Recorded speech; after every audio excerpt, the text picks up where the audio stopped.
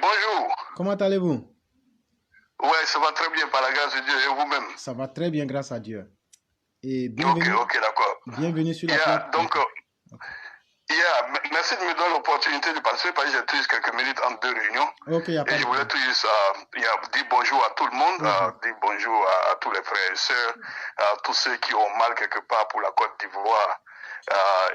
J'ai écouté les uns et les autres. Et je voulais tout de suite me résumer pour dire que vous n'avez pas de politiciens, on n'a pas de la FIF. Et pour avoir grandi en Côte d'Ivoire et d'être quand même d'une certaine génération, je dois dire que ce qui manque le plus aux uns aux autres, c'est l'empathie. N'est-ce pas? L'empathie à cette aptitude que vous avez à vous mettre à la place de l'autre et à sentir pour lui, n'est-ce pas, et à ressentir ce qu'il ressent, et évidemment essayer aussi, n'est-ce pas, de penser à des solutions comme si vous étiez l'autre. Et cela se remarque à tous les niveaux. Même nous-mêmes qui sommes allés à l'école, quand nous retournons au village, comment est-ce que nous parlons aux villageois? Comment est-ce que les villageois nous regardent? Est-ce que ça nous déplaît que le cousin qui est au village, parce que vous êtes venu d'Abidjan, qu'il veut vous rencontrer personnellement pour vous expliquer son problème, alors que vous n'êtes pas vraiment grand-chose à Abidjan, mais vous adoptez quand même cette terre-là, ce politicien, n'est-ce pas, que les gens regardent. Et je voudrais au passage dire qu'il faut que le peuple se détrompe. Le politicien moyen n'est pas plus intelligent que l'Ivoirien moyen. Il faut que cela soit sûr. N'est-ce pas? Si tu dis que le politicien moyen est plus audacieux que l'Ivoirien moyen, n'est-ce pas, dans l'entreprise de certaines actions, je dirais oui. Mais en termes d'intelligence réelle, le politicien moyen est à peine plus intelligent que l'Ivoirien moyen. Évidemment, le politicien moyen, il sort de la société ivoirienne. Voilà. Et donc, pour revenir à cette question d'empathie, n'est-ce pas? Quand vous regardez bien nos politiciens, ce qui leur manque, c'est l'empathie.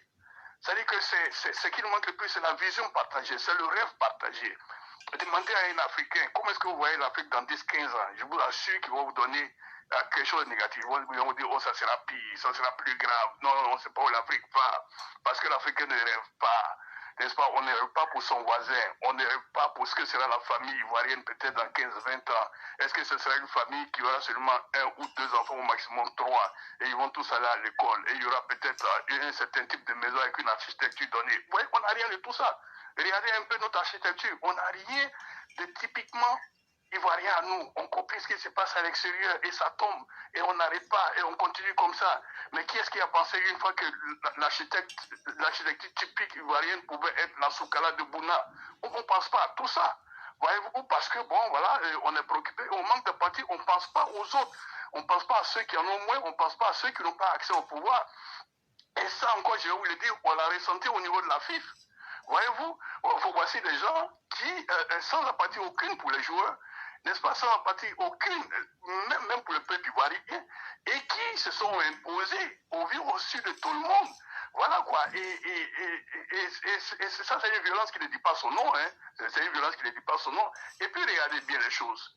Didier Drogba. Est-ce que c'est l'intérêt des gens, est-ce que c'est l'intérêt des gens que Didier Drogba soit président? Pourquoi est-ce que Jacques Anouma revient derrière Idriss Diallo? Jacques Anouma qui a déjà dirigé la FIF, n'est-ce pas? Pourquoi est-ce qu'il revient derrière Idriss Diallo?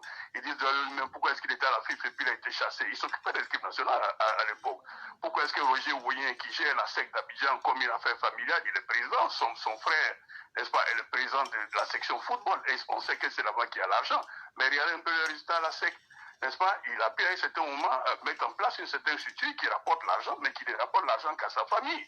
Écoutez, même les joueurs de la SEC qui sont supposés mieux lotis que les autres, ils gagnent combien? Voyez-vous?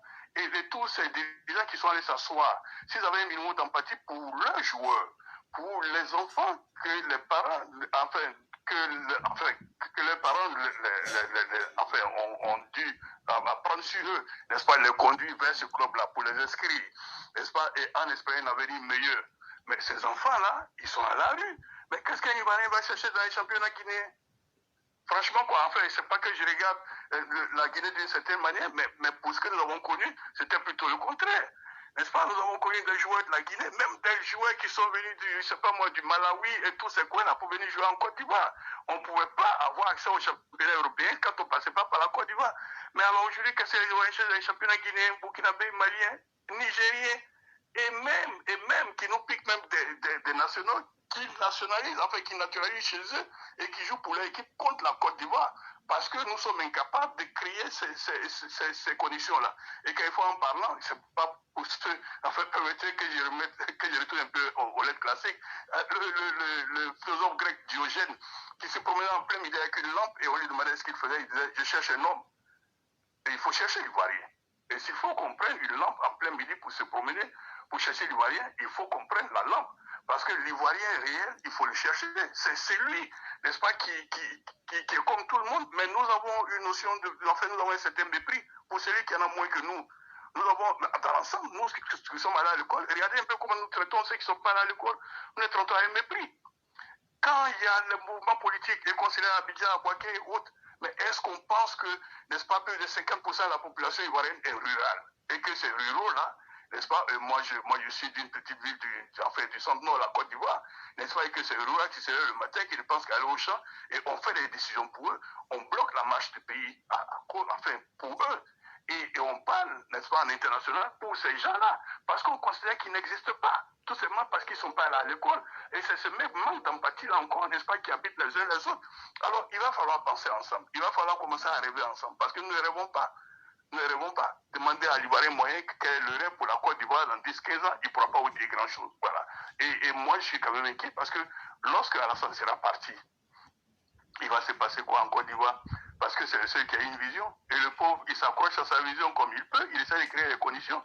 Mais regardez autour de lui. J'ai entendu tous les gens parler, enfin, tout le monde parler de Touré. Bon, écoutez, c'est un jeune homme qu'on a vu là. Bon, il a commencé. Mais personne ne soupçonnait qu'il se mettrait dedans. Mais ils sont tous les mêmes. Moi, je suis allé à l'école avec certains qui ont à peine un niveau de professeur de collège et aujourd'hui qui sont des milliardaires. Et qui n'ont pas pour autant écouté. Ils auraient pu devenir riches, mais d'une manière, mais pas d'une manière aussi insolente. Au moment où le petit peuple est en train de couper dans la misère.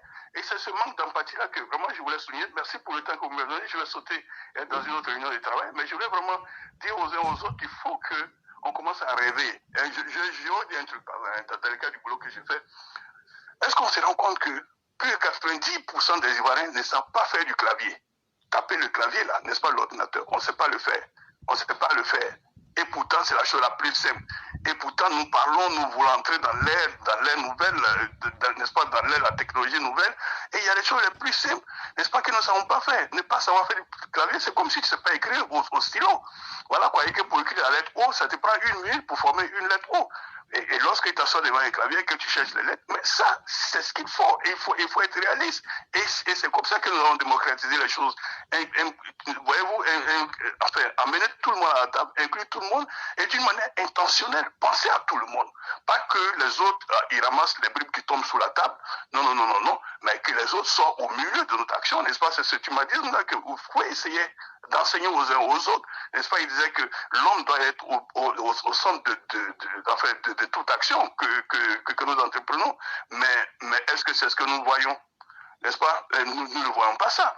Alors, donc, je voulais vraiment vous remercier, je voulais aussi vous encourager, hein? J'espère que ce que j'ai dit a quand même un peu de sens, et que, bon, voilà quoi, j'espère pouvoir intervenir une autre fois, et disons que concernant la FIF, bon, écoutez, voilà quoi, ils ont gagné, mais je pense que c'est la chose la plus difficile d'ailleurs, même c'est le plus difficile qui reste maintenant.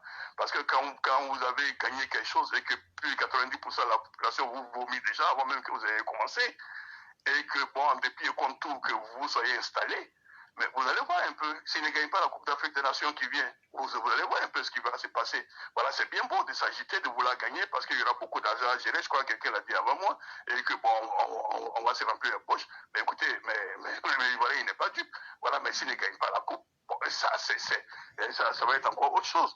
Voilà, donc je voudrais vraiment encourager les uns et les autres, et que nous-mêmes, lorsque nous parlons, hein, enfin, que nous pensions aux autres, n'est-ce pas, avec cette empathie-là dont j'ai parlé au départ, qu'ils soient allés à l'école comme nous ou pas allés à l'école comme nous, et qu'ils soient sortis du pays ou pas sortis du pays, voilà quoi, et que tous, en tant que fils enfin, de la même patrie, que nous pensions aux autres, aux uns aux autres, avec ce minimum d'amour, avec ce minimum d'attention, n'est-ce pas, et le minimum aussi de vision et de souhait positif, n'est-ce pas, pour que tout le monde, n'est-ce pas, puisse vivre d'une manière beaucoup plus humaine et qu'il y ait moins de mépris pour les uns et les autres et que, bon, voilà, l'amour règne dans tous les cœurs. Donc voilà, je voudrais vous remercier et je vous souhaite une bonne journée. Merci à vous. Merci beaucoup, cher frère, pour tout ce que vous avez dit. Et je crois que c'est une très belle manière d'avoir signé votre entrée sur la plateforme Éclaireur Pro Vérité. Surtout, vous avez dit quelque chose qui m'a beaucoup impressionné. Et je crois que vous serez le premier philosophe sur la plateforme parce que vous avez parlé de Diogène. Et quand vous avez fait ça, j'ai ouvert les yeux. J'ai dit, ah, donc il y a quelqu'un comme moi. Donc. Et donc, j'étais content. Et donc, pour ceux qui ne savent pas, Diogène, c'était un homme qui a existé sur la Terre 413 ans avant Jésus-Christ. Et il est le pionnier du courant philosophique qu'on appelle le cynisme, pas en tant que méchanceté, mais c'était un courant philosophique qui était fondé sur un idéal commun et de l'autarcie qui voulait que on arrive à s'exprimer en bousculant les normes du monde et en adoptant une vie très marginale, mais toujours dans le sens de pouvoir ranger la communauté. Et chers frères, vraiment votre intelligence d'esprit, vraiment je peux vous dire que vous ne vous êtes pas trompé de venir sur cette plateforme-là. Et je vais vous dire que la vraie réponse à ce que vous avez dit, malheureusement nous sommes dans un monde où, comme dans le mythe de la caverne de Platon, les zones d'intérêt veulent aujourd'hui garder les gens dans la caverne sans les laisser venir vers le monde intelligible. Voilà toute la réalité. Comment est-ce qu'un lion peut avoir pitié d'une antilope qui est sa proie? Voilà comment eux voient le monde. Voilà comment ces personnes appréhendent le monde. Alors que dans la nature, à force d'utiliser l'autre comme une proie, tu finis par déséquilibrer la nature elle-même. Et une fois que la nature se déséquilibre, on finit par ce système politique qu'on appelle l'anarchisme. Ça veut dire que les riches qui sont extrêmement riches, qui sont en train de piller les pauvres, qui ne veulent pas aujourd'hui exprimer de l'empathie, un jour on va vous tuer. On va piller vos biens. Quand vous aurez tout pris, le peuple va se révolter contre vous et va vous imposer ce que le monsieur est en train de vous dire aujourd'hui. C'est par ces mots-là que j'allais vous laisser, puisque vous êtes très pressé. Mais sachez que dès aujourd'hui, à n'importe quel instant que vous souhaiteriez vous exprimer, la plateforme vous est ouverte. Ok, merci bien, merci pour cette ouverture, merci pour l'invitation et que Dieu nous garde tous. Merci beaucoup. Bye.